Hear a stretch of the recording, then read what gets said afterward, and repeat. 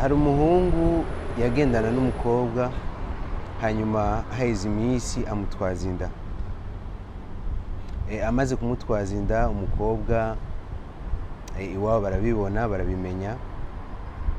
Burya hariho abavyeyi bamwe bamwe iyo bakurabishije amaso, abavyeyi cane cane baba bakuze gatoyi ba kera gatoyi, niyo akurabishije amaso uri umwigeme arashobora kubwira ati wewe uribungenze canke urafise inda. Rero mama wewe nawe yaramuravye aravuga ati wewe urafise inda. Hanyuma muhira bamaze kubimenya baraheza baramwirukana. Mama na se wiwe ntibasupporta yuko umukobwa wabo ashobora kuba afise inda. Maze baraheza baramwirukana bamubwira ati genda kuri uwo muntu yagutwaje iyo nda.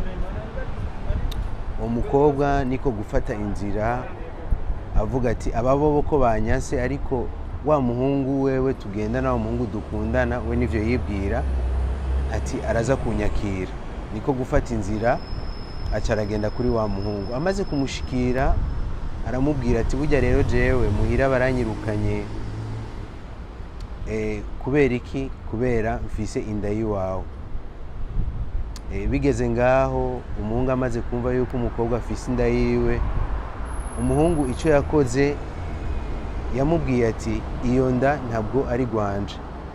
Yaramwihakanye mu ncamake. Hanyuma umukobwa yaraguye mu mazi, arabura ico akora, arabura ico yofata n'ico areka. Umuhungu aramwirukanye nawe, muhira baramwirukanye. Umukobwa agiye hehe? Agiye mw'ibarabara. Hanyuma murumva yuko ari ibintu bibabaje cane, kuko hariho igihe uyo mukobwa kubera yaciye aheba amashure, yaciye ava mu ishure yarimwo, yaciye aheba. Hanyuma agenda kuba ku bandi bagenzi, aha asavye indaro, abaho ubuzima bubi, abaho ubuzima bumeze nabi. Ariko muravyumva yuko hariho umukobwa yariko ariga, yarafise kazoza kaniniya imbere yiwe.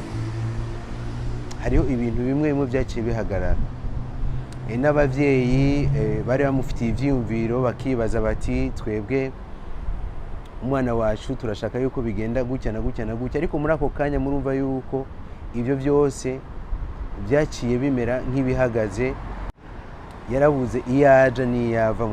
Ukaba wifuza yuko dutera imbere, gira subscribe hanyuma wongere wumvirize ino video gushika iheze. Niwumva hari ibintu vyagukoze ko, niwumva tuvuga ibintu bishobora kuba bikuryohera, duhe like hanyuma wongere ubisangize n'abagenzi bawe, kuko hano twama tuvuga ku bintu, twama tuvuga ku mafaranga, twama tuvuga kuri business, twama tuvuga kuri ico kintu cyose cyo dufasha kugira ngo dushobore kwiteza imbere, duteze imbere imiryango yacu, duteze imbere igihugu, duteze imbere mbere na Afrika muri rusange. Ndaguhaye rero ikaze kuri Robertson.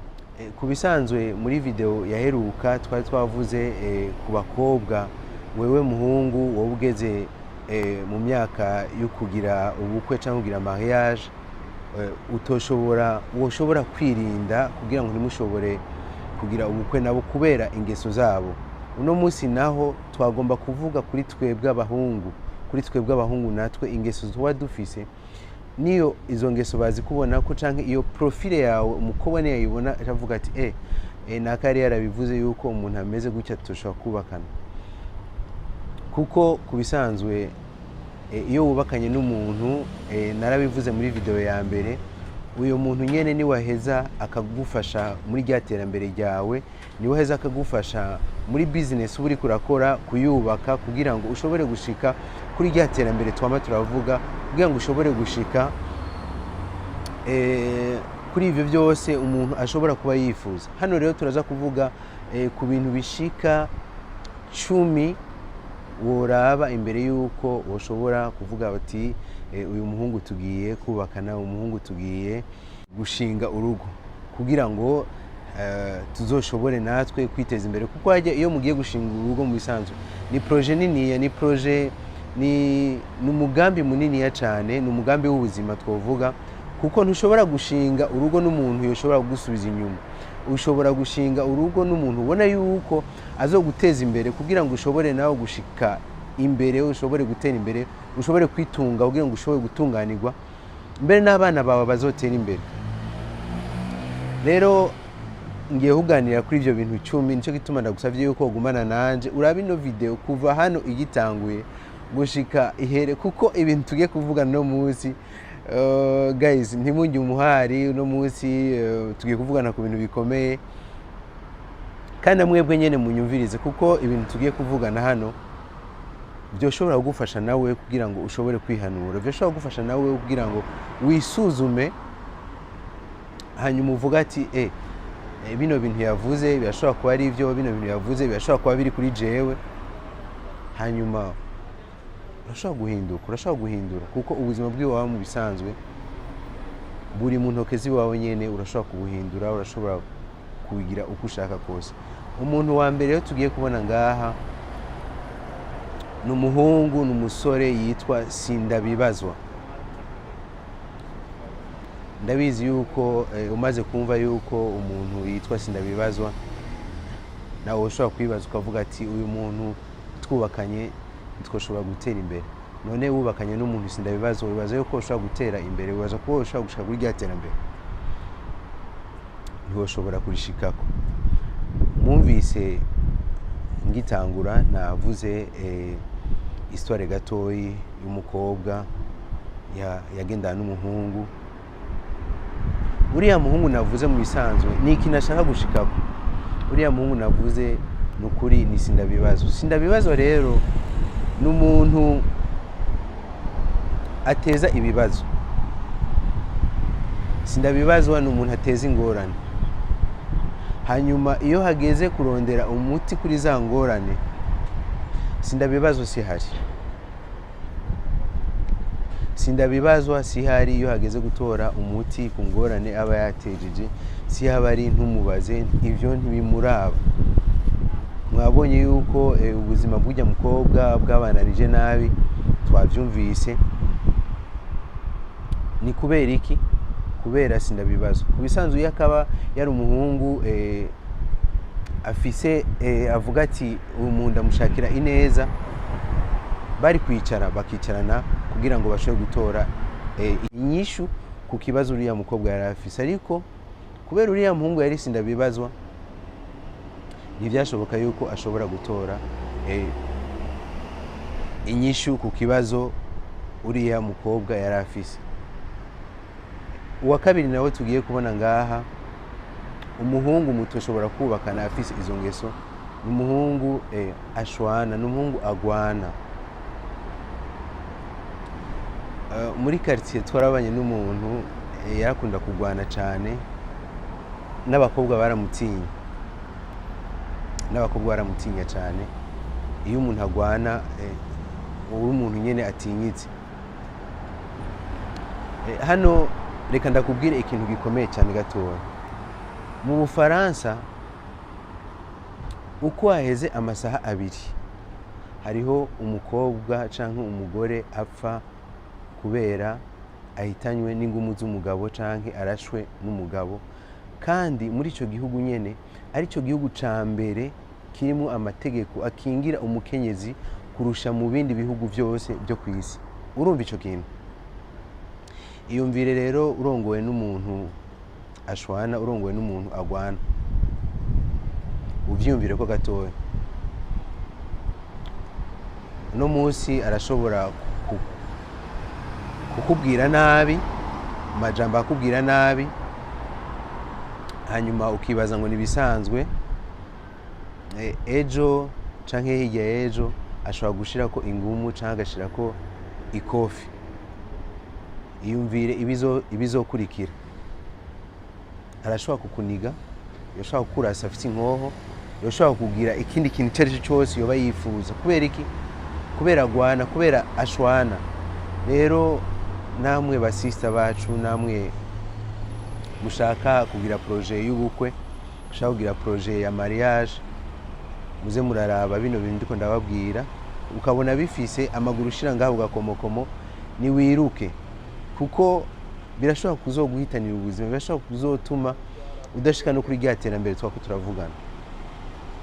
Hano twako turavugana umuntu wa kabiri, ubu tugiye ku muntu wa gatatu tugiye kuvugana, n'umuhungu wa nyina. Burya ba mama bacu twebwe abahungu baradukunda cyane, yego barakunda n'abandi bana bose, ariko hari igihe ushobora gusanga mama wawe, hari igihe ushobora gusanga nyoko wawe agukunda cyane, biri naturel kandi ni ibintu byumvikana cyane. Ba mama bacu baradukunda twebwe abahungu, biri naturel. Ariko rero hari igihe rimwe na rimwe ushobora gusanga urwo rukundo mama wawe aba agukunda rurengeje, ugasanga mbere mama wawe ariko arakubaza, kuko kenshi iyo ugiye gutembera mama wawe arakubaza ati mbega mwana wanje umeze gute, mbega mwana wanje biri gute.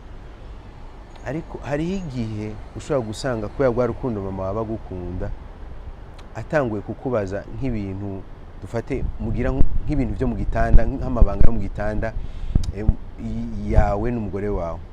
Iyo rero umuntu yirekura, udashaka gukingira ikibaba umugore wawe, cyangwa udashaka guproteja umugore wawe, ku bisanzwe n'umugabo uteza guproteja umugore wawe.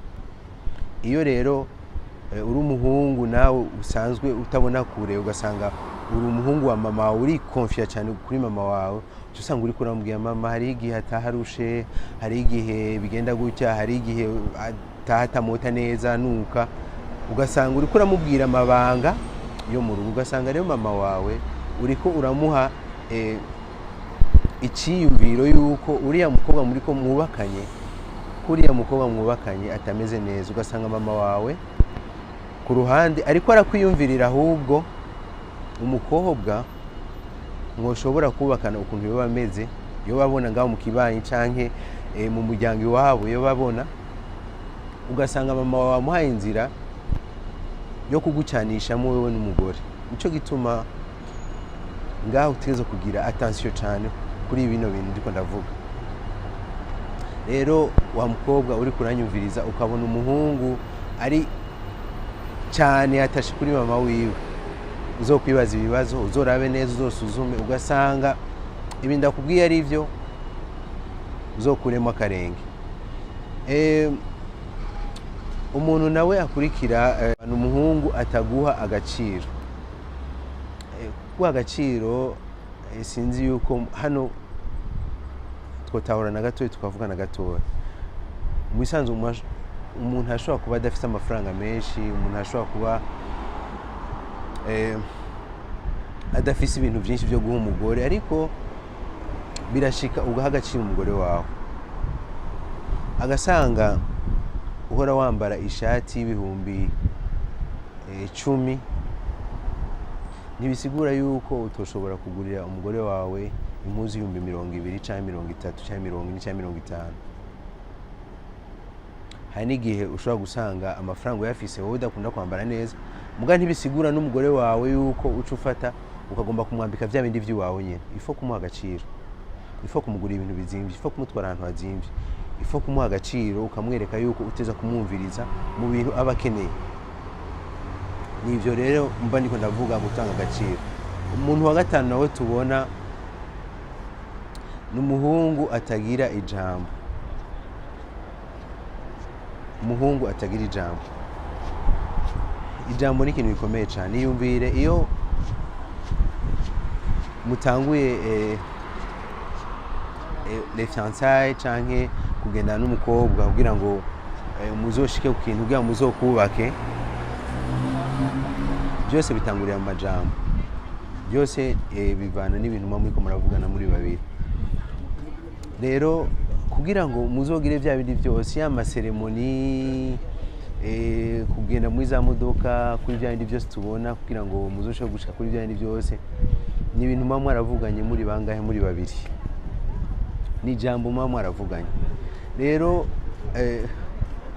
iyo umugabo adafite ijambo, uwo muntu ni mahindago, yamara hindagurika umwanya wose, aravuga ikinye, ejo akavuga ikindi, hirya ejo akavuga ikindi, kuvuga yuko ababesha, ni mahindago. Rero umuntu atagira ijambo ntimushobora gushika ku iterambere. Umuntu atagira ijambo ntimushaka kugira n'ikintu mushitseko. Rero nawe mukobwa uri kuranyumviriza, nawe muhungu uri kuranyumviriza agasanga utagira ijambo, urakwiye guhinduka, urakwiye guhindura ikintu uba wavuze ukagihagararako, ikintu uba wavuze ukazogishitsa kugira ngo ushobore kuba umuntu yuzuye. Nico gituma rero umuntu atagira ijambo mutoshobora kubakana. Umuntu wa gatandatu tugiye kubona ngaha n'umuntu ashira akazi imbere. Akazi nta muntu akanka, akazi twese turagakunda, ariko rero hari igihe ushobora gusanga umuntu ashira akazi imbere gusumba ibindi byose. Mbega kusize akazi imbere, kudashaka guha umwanya wa wundi muba mwubakanye, kudashaka guha akanya wa mukobwa mbega mushaka kubakana, ugashaka kumubwira iminsi yose yuko uri bize n'akazi, ugashaka kumubwira yuko uri bize mbega niyo mwubakana mukavyara nk'abana, mbega muzoronka umwanya wo kurera abana ryari? Muzoronka umwanya wo kuvugana ivy'iwanyu ryari? Ko mbona wa muri kuravuga akazi umwanya wose, mu kanwa kawe hama hari akazi, mu kanwa kawe ikintu cyose hatangura akazi. Mbega muzoronka umwanya wo kuvugana bimwe vy'iwanyu ryari? Bimwe bubakiye kugira ngo mushobore kubandanya mwubatse, kugira ngo mushobore kubandanya mu rukundo. Ego mbese ndavyanse gukora akazi, nabivuze akazi ni keza, ariko uriko uraronderera nde? None uriko urarondera ujya muryango ufise, uriko urarondera umuryango ufise. Nico gituma rero umuryango uzi ubwa mbere, hama akazi kakazi ubwa kabiri.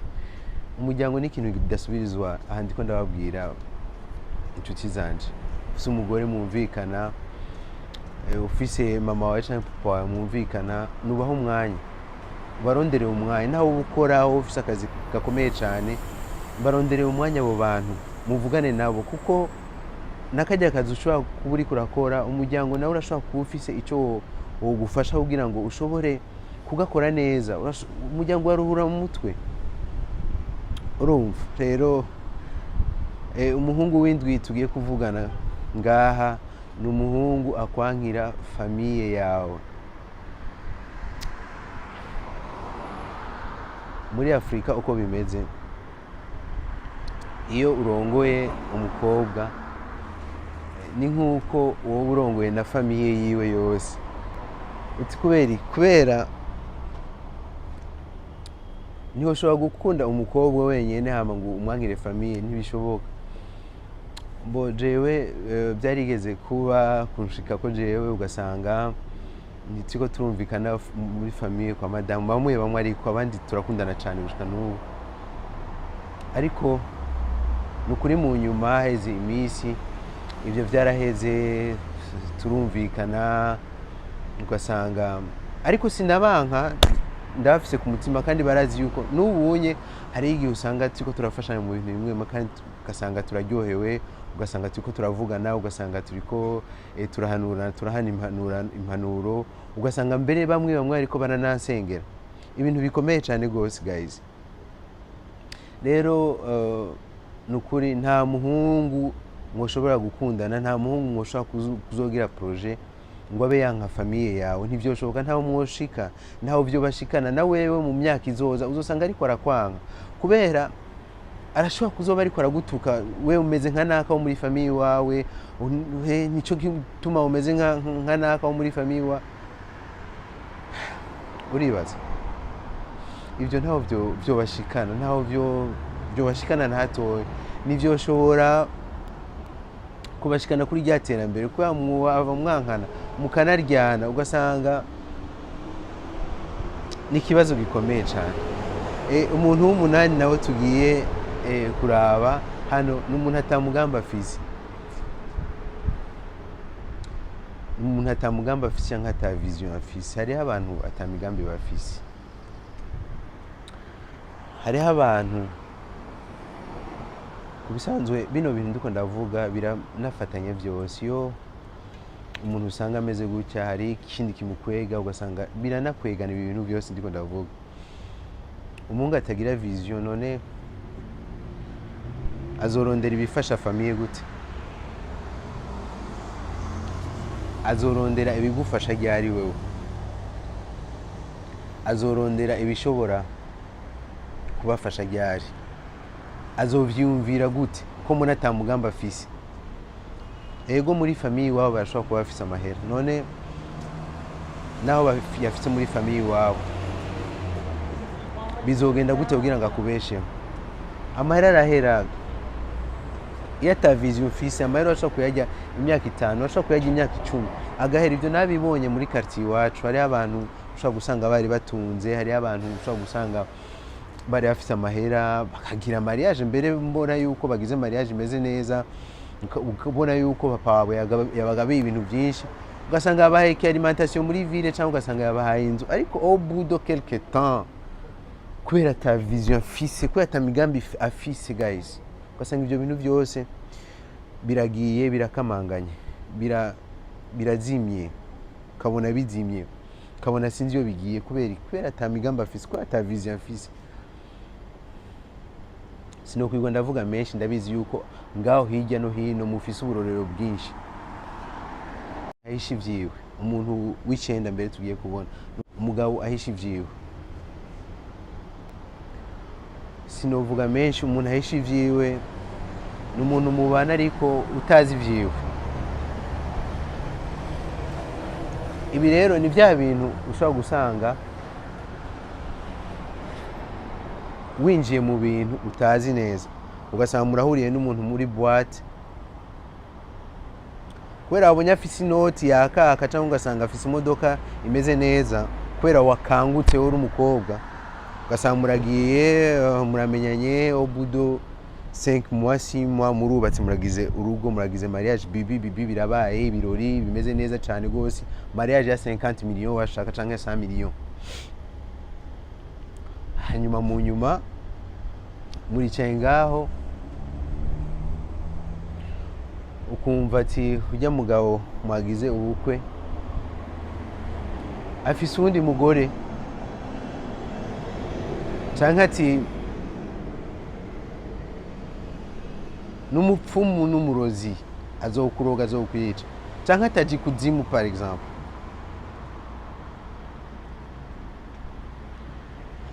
Ndababwire ikintu kimwe, bantu munkurikirana cyane,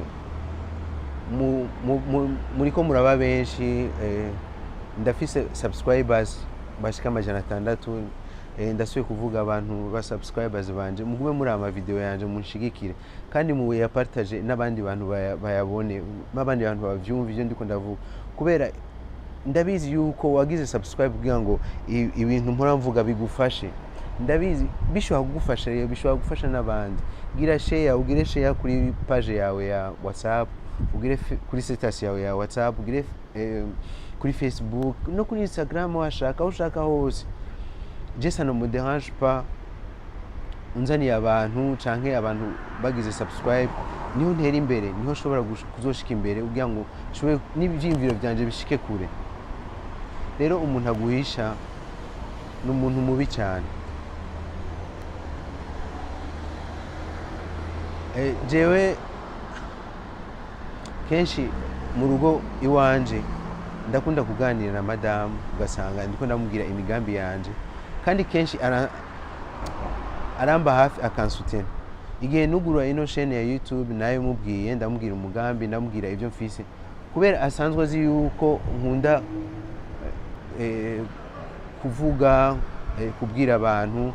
Yaravuze ati no vas-y lance-toi, kandi c'est pas seulement ça, n'ama business yanje bashaka gukora ndayimucisha nkayimubwira, ugasanga ariko arambwira ati okay, agasanga ariko arantera intege.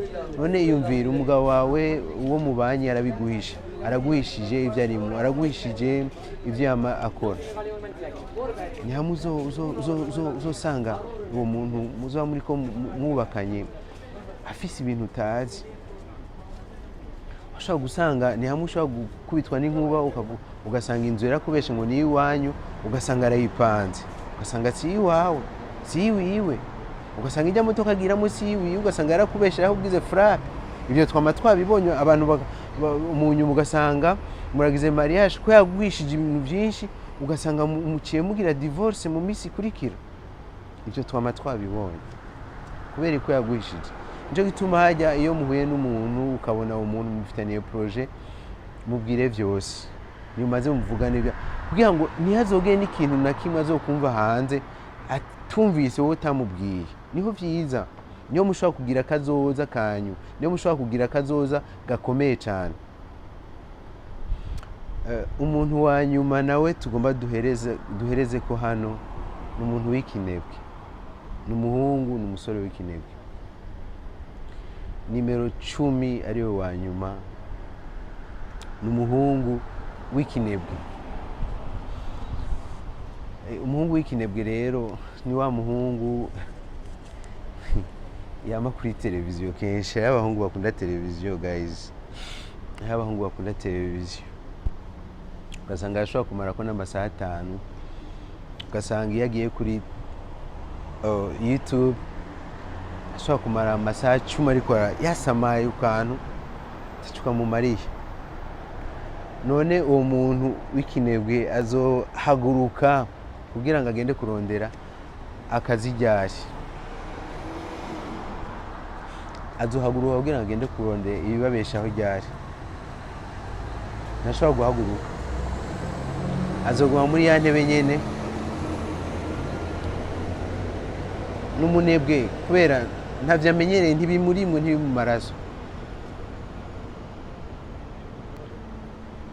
None muzobaho gute kubera ko ari umunebwe? Rero hariho n'ibindi bintu byinshi cyane rwose byotuma wongera ku byo mvuze. Hama uwo muntu umaze kumusuzuma ubona afise ibyo bintu, ntumujeko, ukavuga ati uyu muntu afise ibi bintu, ntumujeko. Ariko navuze menshi, ariko ari ikintu gikomeye cyane rwose ntavuze. Nico gituma wewe wanyumvirije gushika ngaha nagutekera ikintu gikomeye cyane rwose. Wewe mukobwa wanyumvirije gushika ngaha nagutekera ikintu gikomeye cyane rwose. Kubisanzwe umugabo mwiza ntibisaba ngo kumviriza ibyo navuze, ntibisaba ngo kumviriza ibyo abantu bavuga hirya no hino. Umugabo mwiza, umugabo muzokubakana, mukarambana, mukamara imyaka myinshi, mugasazana, mukabona inzukuruza n'ibiki n'ibindi vyiza umuntu mu buzima agenda arabona, mukabona iterambere, mukabona iterambere muri mwe mu muryango, mukabona iterambere ry'iwanyu, mukabona iterambere ry'abana banyu n'abavyeyi muba mufise, kuko haryo umuntu mwubakana nawe nyene muba mukeneye iterambere ry'abavyeyi banyu. Umuhabwa n'Imana. Yes, umuhabwa n'Imana muri bino bintu byose navuze. Utanguze Imana imbere, hanyuma nawe ukoresha ubwenge Imana yaguhaye kugira ngo ushobore kwitorera uwo mushobora kuzokubakana, ubone yuko azoshobora kugushitsa kuri rya terambere, ubone yuko adashobora kukubloka kugira ngo ushobore gushika ku iterambere ryawe, ushobore gushika ku iterambere ry'umuryango. Wewe wankurikiranye gushika ngaha, ndabizi yuko ino video yakuryoheye, ndabizi yuko hari ibintu bishasha wungutse. Rero ndagusaba yuko wogira share n'abandi bavyumve, n'abagenzi babo hirya bavyumve. Hanyuma muri video izokurikira nzokubwira ibindi bintu byinshi utaruzi, washobora kuba warunabizi imbere, ariko ugasanga birafise icyo bikongerereje ku byo waruzi, biratumye ukanguka, ukagira ikanguko muri wewe. Hano nakubwiye twama tuvugana ku bintu bishobora kuguteza imbere, twama tuvugana ku bintu bishobora kudufasha kugira ngo dushobore gushika ku iterambere, dushobore guteza imbere igihugu, dushobore guteza imbere na Afrika muri rusangi. Nongera ndagusezera kandi ndagushimira cyane ukuntu wabanye nanje